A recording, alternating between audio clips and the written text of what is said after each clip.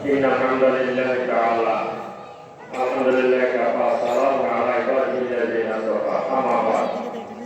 অন্য কিছু বলার দরকার নাই আমাদের আপনাদের প্রতি যে কথা বলছে এটা আমারও কথা তো একটা কথা বলে দিয়ে যাচ্ছি যারা মুরব্বীরা আছেন আপনারা আরেকবার বিশ্বগুরু দেখছেন যোগগুরু দেখছেন দান্তি বিশ্বগুরু দেখছেন পশ্চিমা বিশ্বগুরু দেখছেন আর এই যুগের বিশ্বগুরুরা কি দেখতেছি ফেসবুকে কিছুদিন আগে আপনারা শুনেছেন দাড়ি ছাড়া উনি ফিরসা আমি নাম বলতাম না তারপর আফসোস করতাম যে ওনার দাড়ি নেই তারপর তো ফিরসা কিন্তু কিছুদিন আগে একটা ফিরসাবের খবর পাইলাম কেহার বাগলে মুড়ি জানতে জমা করে গেছে বাইরে গেছে এবং তো ফিরসা শরীরপুরের নড়িয়া ওনারে অ্যারেস্ট করছে মুড়ি জানতে জমা করে গেছে কেয়া কম দিলে আমাদের এই ফিরসাব কেয়া কম দিলে চুরি করে কথা বলে না কি কইছে কারণে বলেন তো দেখি আমি আর অন্য উদাহরণ দিতে পারতাম না কেয়া বেশি দিলে আমনে কেয়া বেশি দিলে বাবা আর কেয়া না দিলে তুই জোর করে করে এটাও তো একটা ফিরসাবের বৈশিষ্ট্য দেখতেছি কি কথাটা কি বিষয়টা কইলা অথচ অর্থনীতি মসজিদে কুবা কত মসজিদরা করছেন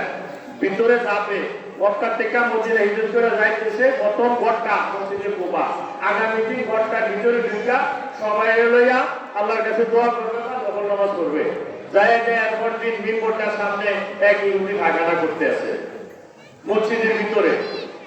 অর্থাৎ আবু বকর হুজুর আগে না সামনে পায়খানা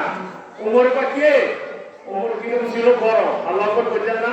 শয়তান 3 মাইল দূরে আসতো উমর রাস্তা দিয়ে যে রাস্তা দিয়ে তোমার ভালো শয়তান 3 মাইল দিয়ে দূরে গেছি গা আর এটার থেকে তাফসিরে কাবে আল্লামা ইবনে কাসির রাহমাতুল্লাহ বলছে উমরকে দেখে শয়তান ভয় পাইছে আর আল্লাহর ওলিরা রাস্তা দিয়ে আপনি কবর আল্লাহ দূরে সরে যায় কি বুঝছেন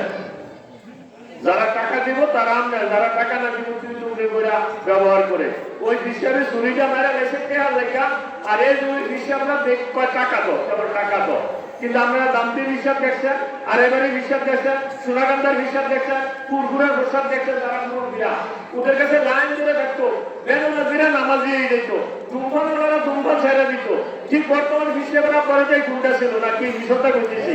যে মিথ্যা বলে আমাদের এই যে আছে উনি বলতে পারবে যে গেছিল সুতরাং বর্তমান হিসাব দেখেন আমার আর বলা দরকার নাই কারণ প্রত্যেকটা